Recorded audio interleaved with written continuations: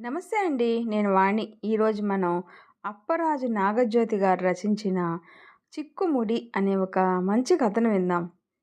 మా చిన్న కూతురు అవని, అల్లుడు రఘువుల కబుర్లతో, ముద్దుల మనవడు ఆయుష్ కేరింతలతో ఇల్లంతా ఒకటే సందడి. అల్లుడు తెచ్చిన బర్త్‌డే కేకు మా ఇంటి డైనింగ్ టేబుల్ మీద సగం స్థలాన్నే ఆక్రమించినా, మా ఆవిడకిష్టమైన బటర్ స్కాచ్ కేకుని అది కూడా సరిగ్గా అర్ధరాత్రి 12 గంటలకు కొడుతుండగా తెచ్చి మమ్మల్నందరినీ ఆశ్చర్యపరిచేసి, ఆవిడ మనసుని మాత్రం పూర్తిగానే ఆక్రమించేశాడు అల్లుడు. మా ఆవిడ కళ్ళల్లో మెరుపులు చూస్తే చాలు ఎవరికైనా ఆ విషయం తేలిగ్గా అర్థమవుతుంది. ఎందుకో గాని ఇలాంటివన్నీ నాకు కాస్త అతిగా అనిపిస్తాయి.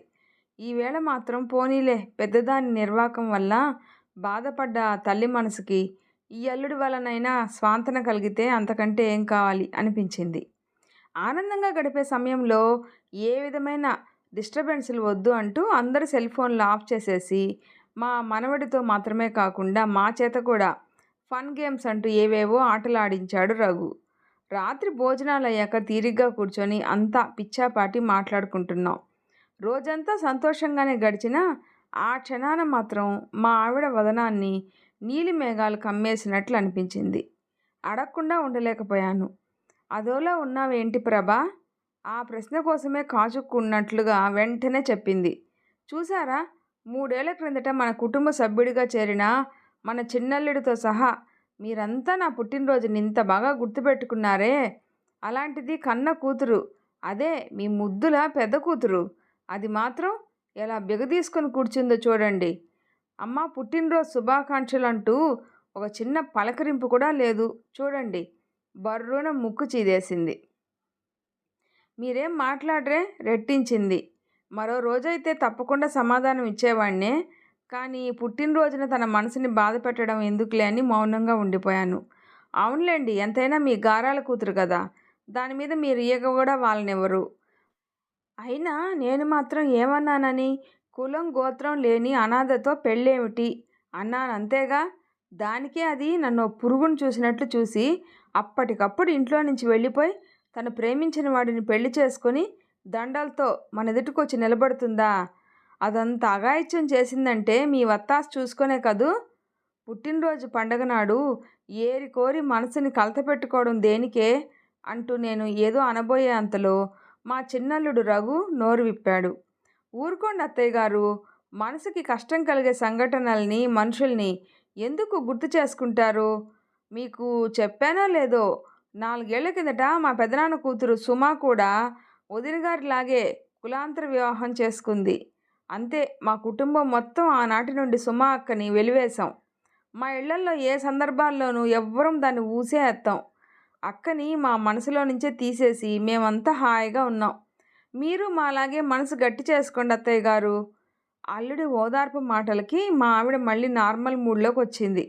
జీడిపప్పు కారపూస తింటూ అర్ధరాత్రి దాటేదాకా అంతా సరదాగా పేకాట ఆడాక ఇక ఉదయాన్నే లేచి ఆఫీస్కి వెళ్ళాలని చెప్పి వెళ్ళిపోయారు కూతురు అల్లుడు. రాత్రి ఆలస్యంగా పడుకున్నానేమో, ఉదయం త్వరగా మెలకువే రాలేదు. పనులన్నీ తెమల్చుకొని భోజనాలు అయ్యేటప్పటికి మధ్యాహ్నం 2 గంటలు దాటింది. ఏమిటండి ఈవేళ మీ ఫోను నా ఫోను రెండూ కలిసికట్టుగా మౌనవ్రతం చేస్తున్నాయా ఏమిటి? చెణుకులు విసరడంలో మా ఆవిడకి మహా చురుకు. పోనీలేవే, ఎవరి బిజీ వాళ్ళది. మనమే ఎవరికైనా ఫోన్ చేద్దాం. మీ చిన్న చెల్లి కౌముదిని పలకరిద్దామా? నా సెల్ ఫోన్లో నెంబర్ నొక్కబోయాను. అరెరే, ఫోను సైలెంట్లో ఉండిపోయిందే. అయ్యో, మన అశ్విని నుండి నిన్నంతా 10-15 మిస్డ్ కాల్స్ ఉన్నాయి ప్రభా. స్కైప్ కాల్ చేద్దామా? నేనిప్పుడు ఖాళీగా లేను. వంటిల్లంతా సర్దే పని మిగిలిపోయింది. పెద్ద కూతురి మీద ఇంకా కోపం పోనట్లుంది. విసురుగా అనేసి వెళ్ళిపోయింది మా ఆవిడ. ఆ రోజు మొదలు మా పెద్దమ్మ ఎన్ని మార్లు ఫోన్ చేసినా దాంతో మా ఆవిడ మాట్లాడిందే లేదు. నాన్న, మీరైనా చెప్పండి అమ్మకి నాతో మాట్లాడమని అంటూ అదేమో ఫోన్ల మీద ఫోన్లు. అసలు మీ అలసి చూసుకునే అది అలాంటి వెధవ పని చేసింది అంటూ దాని నుండి ఫోన్ వచ్చినప్పుడల్లా ఈవిడిగారు నా మీద ఎగరడం. అడకత్తెరలో పోకచక్కలా అయింది నా పరిస్థితి. రాత్రి భోజనం చేస్తున్న వాడినల్లా ఉన్నట్టుండి ఛాతీలో నొప్పిగా అనిపించడంతో అలాగే పక్కకి ఒరిగిపోయాను. మా ఆవిడ కంగారు పడితే ఎవరికో ఫోన్ చేయడం మినహా మరేమీ తెలియదు నాకు. స్పృహ వచ్చేటప్పటికి హాస్పిటల్లో బెడ్ మీద ఉన్నా. నా మంచం పక్కనే కళ్ళనీళ్ళు పెట్టుకుంటూ మా ఆవిడ, చిన్న కూతురు. వాళ్ళని ఓదారుస్తూ నా తమ్ముడు శేఖరం, అల్లుడు రఘు. పరీక్షలన్నీ చేసిన పిమ్మట ఇది ఒంట్లో కొలెస్ట్రాల్ ఎక్కువ అవడం వలన వచ్చిన సమస్య అని, తగిన జాగ్రత్తలు తీసుకోకపోతే గుండెకి ప్రమాదం అని చెప్పి మందులు రాసిచ్చి తీసుకోవాల్సిన జాగ్రత్తలన్నీ చెప్పి 2 రోజుల తర్వాత ఇంటికి పంపించేశారు. వద్దన్నా వినకుండా ఏ అర్ధరాత్రైనా అర్జెంట్ అయితే సాయానికి ఉంటాడు అని చెప్పి ఆఫీసులో తన కింద పనిచేసే గిరి అనే కుర్రాడిని మా ఇంట్లోనే పెట్టాడు రఘు. చూసారా, మీరు ఆసుపత్రి పాలైనా కూడా మీ ముద్దుల కూతురు ఒక్కసారైనా అమెరికా నుండి ఫోన్ చేసి మిమ్మల్ని పరామర్శించిందా? నాకు కాస్త ధైర్యం చెప్పిందా? పరాయి తల్లి కొడుకైనా సరే మనం అల్లుడిని చూడండి, కంపెనీ పని మీద ముంబై వెళ్ళిన వాడల్లా కబురు అందిన వెంటనే అన్ని పనులు మానుకొని దొరికిన ఫ్లైట్ ఎక్కేసి డైరెక్ట్గా హాస్పిటల్కే వచ్చేశాడు. అబ్బబ్బా, రోజంతా ఈవిడ నస వినలేకపోతున్నా. అయితే పెద్ద కూతురి మీద విసుర్లు, కాకుంటే చిన్నల్లుడి భజన.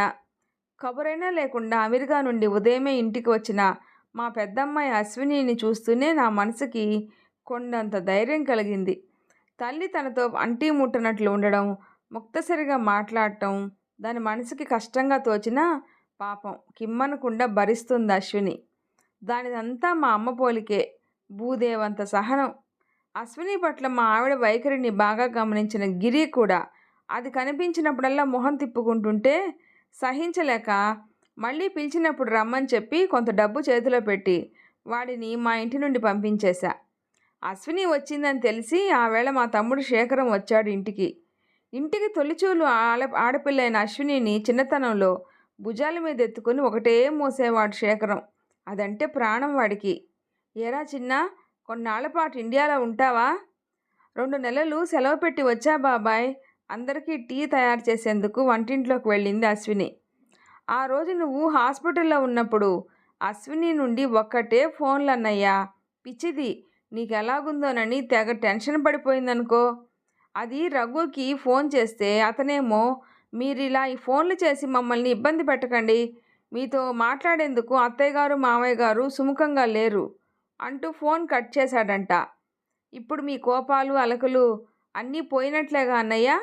అయినా చిన్నపిల్ల, దాని మీద కోపం ఏమిటి? మా ఆవిడ ముఖ కవళికలు మారిపోతున్నాయి. ఇప్పుడు మీ ఆరోగ్యం ఎలా ఉంది బావగారు? శేఖరం కూడా వచ్చిన అతని బావమరిది కేశవ్ పలకరింపు. కొద్దిగా పర్వాలేదు కేశవ్. అమెరికా నుండి ఎప్పుడొచ్చారు? చరిత ఎలా ఉంది? ట్రేలో టీ కప్పులు తీసుకొచ్చి అందరికీ ఇచ్చింది అశ్విని. వారం రోజుల కిందట వచ్చాం బావగారు. చరిత బాగుంది, బాగా ఒళ్ళు చేసింది. రేపో మాపో పురుడు వస్తుందనుకుంటున్నాం. నాకు ఆఫీసులో సెలవులు ఎక్కువ లేక మా ఆవిడ్ని అక్కడే ఉంచి నేను ఒక్కడనే వెనక్కి తిరిగి వచ్చేసాను. పురుడు అది అయ్యాక తల్లిని బిడ్డని తీసుకొని వస్తుంది తను. అన్నట్లు చెప్పడం మరిచాను, న్యూజెర్సీలో మా చరిత ఉండే చోటికి దగ్గరలోనే మీ చిన్నల్లుడికి అక్కయ్య వరసైన వాళ్ళు కూడా మా చరిత సీమంతం వేడుక్కి వచ్చారు. ఆ పిల్ల పేరు ఏదో చెప్పిందబ్బా. గుర్తొచ్చింది, సుమ. ఆ అమ్మాయి చెల్లెలు మా అల్లుడు కలిసే చదువుకున్నారు. మా చరితలాగే సుమది ప్రేమ వివాహమేనట. పైగా వాళ్ళ అమ్మా నాన్నలకి కులాల పట్టింపులు అస్సలు లేనే లేవట. వాళ్ళే దగ్గరుండి సంప్రదాయంగా అందరినీ పిలిచి వీళ్ళ పెళ్లి జరిపించారంట. ఇప్పుడు ఆ పిల్లకి 7 నుండి 8 నెలలు నడుస్తుంది. ఆ పిల్ల తల్లిదండ్రులు ఆ పిల్లకు తోడుగా వచ్చి ప్రస్తుతం అక్కడే ఉన్నారు. వింటున్నదల్లా కొయ్యబారిపోయినట్లుగా ఉన్న చోటే విరుచుకు పడిపోయింది మా ఆవిడ. అశ్విని ఇంట్లో ఉండడం మంచిదే అయింది. ఇద్దరం కలిసి హుటాహుటిన కారులో హాస్పిటల్కి తీసుకొని వెళ్ళాం. నేను కాస్త కోలుకున్నాను అనుకునే అంతలోనే ఈ ఉపద్రవం. హాస్పిటల్కి చేరుకునేటప్పటికి రఘు కూడా అక్కడికి వచ్చున్నాడు. అక్కడ పనిచేసే డాక్టర్లలో చాలామంది రఘుకి తెలిసిన వాళ్లే కావడంతో ప్రత్యేకమైన ట్రీట్మెంట్ దొరుకుతుందని ఎప్పుడూ ఈ హాస్పిటల్కే వస్తుంటాం. పరీక్షలన్నీ చేసిన పిమ్మట మా ఆవిడికి వచ్చిన జబ్బు క్యాన్సర్ అని తేల్చారు డాక్టర్లు. అక్కడే కుప్పకూలిపోయాను. అశ్విని గట్టిగా నిలబడి నాకు ధైర్యం చెప్పింది. అప్పటికప్పుడు ఫార్మాలిటీస్ అన్నీ పూర్తి చేసి ఇన్పేషెంట్గా అడ్మిట్ చేశాం. ప్రభకి ఏవేవో పరీక్షలు చేస్తున్నారు. రేపో మాపో కీమోథెరపీ మొదలెడతారట. ఆసుపత్రిలో చేరిన 2 రోజుల తర్వాత అశ్విని నా చెవిన వేసిన విషయం విన్నాక కొన్ని క్షణాల పాటు నా బుర్ర పని చేయలేదు. ఏం చేయాలో కూడా పాలుపోలేదు.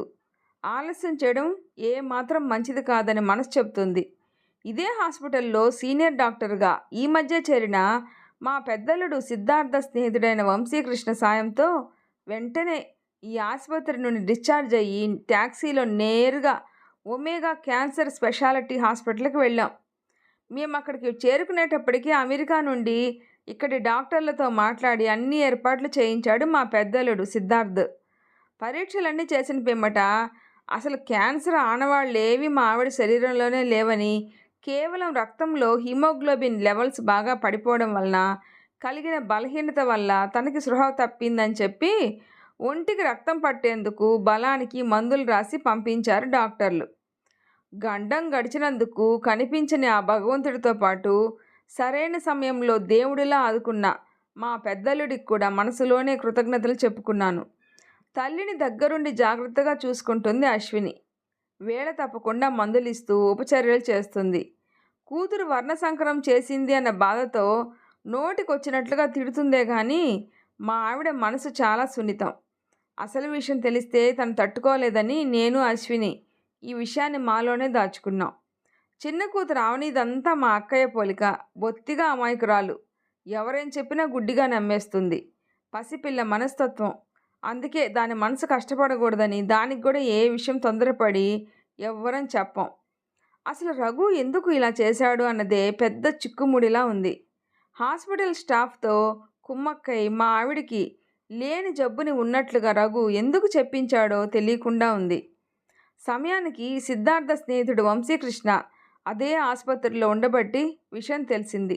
లేదంటే ఏం జరిగేదో తలుచుకుంటేనే గుండె దడదడలాడుతుంది. ఆలోచనలతో బుర్ర వేడెక్కిపోతుంది.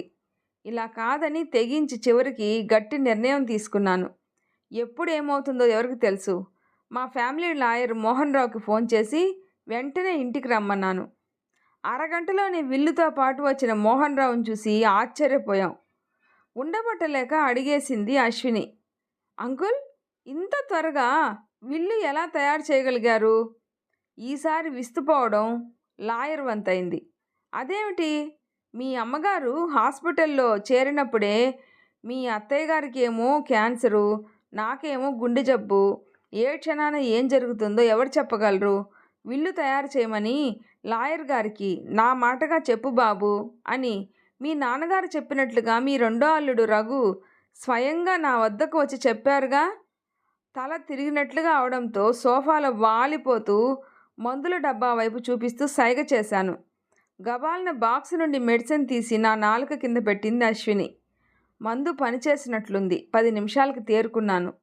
అందరం వినేటట్లుగా విల్లుని పైకి చదవసాగారు లాయరు. మాకున్న స్థిర చరాస్తులన్నీ కూడా మా రెండో కూతురు అవని పేరున పెడుతున్నట్లుగా ఉంది ఆ విల్లులో. చిక్కుముడి వీడిపోయింది. ఇక సందేహం ఏమీ లేదు. అంతా తేట తెల్లమే. జరుగుతున్న పరిణామాలన్నీ అవనికి ఇప్పుడిప్పుడే కొద్దిగా అర్థమవుతూ ఉన్నాయి. లాయర్ గారు విల్లులో రాస్తున్నది చదువుతుండగానే దాని మొహం తెల్లగా పాలిపోయింది. భర్త చేసిన పనికి భారీగా అది తల దించుకోవాల్సి వచ్చింది.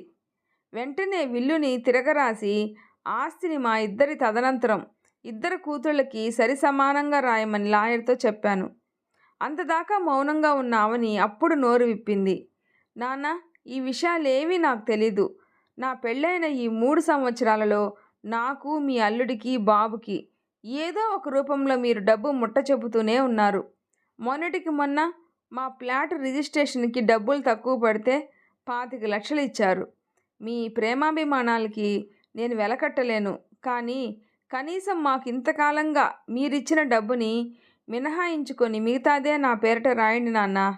అంతేకాదు, మిమ్మల్ని ఇంత మోసం చేయాలని ప్రయత్నించిన ఆ నీచుడి మొహం నేనిక ఈ జన్మలో మళ్ళీ చూడదలుచుకోలేదు. ఈ విషయంలో మీరు ఏం చెప్పినా నేను వినను. అంతా అవాక్కయ్యాం. అంకుల్, డైవర్స్ పేపర్లు సిద్ధం చేయండి. అంతవరకు ఎక్కడ ఉన్నాడో గాని గబాల్ని వచ్చి అవని చేతులు పట్టుకున్నాడు రఘు. గట్టిగా విదిలించేసింది అవని. అవని, నన్ను క్షమించు. డబ్బు కోసం కక్కుర్తిపడి తప్పుడు పనులు చేయబోయాను. నా నుండి విడిపోయి నన్ను దూరం పెట్టొద్దు ప్లీజ్. రఘు కళ్ళల్లో పశ్చాత్తాపం. ఏ మాటకు ఆ మాటే చెప్పుకోవాలి. భార్య అన్నా, కొడుకన్నా రఘుకి ప్రాణం. విల్లులో కూడా ఆస్తిని తన పేరిట కాకుండా అవని పేరిటే పెట్టించేందుకు చూడటమే అవనిపై అతనుకున్న ప్రేమకి తార్కాణం. ఏదో ధన వ్యామోహంతో బుద్ధి గడ్డి తిని అలా ప్రవర్తించాడు తప్ప మనిషి మరీ అంత దుర్మార్గుడేం కాదు. కాకపోతే ఒక మారు నమ్మకం అంటూ కోల్పోయిన మనిషికి తిరిగి దగ్గరవడం, ఆ వ్యక్తిని మునుపటిలా మనసారా ప్రేమించడం అన్నది సంభవం కాకపోవచ్చు. కానీ అవన్నీ వెంటనే జరగాలని ఆశించడం మాత్రం ఖచ్చితంగా అవివేకమే. ఏది ఎప్పుడు జరగాలన్నా నిర్ణయాన్ని కాలానికే వదిలేస్తే మంచిది కదూ. కాలమే అందరిలో మార్పు తీసుకొస్తుంది.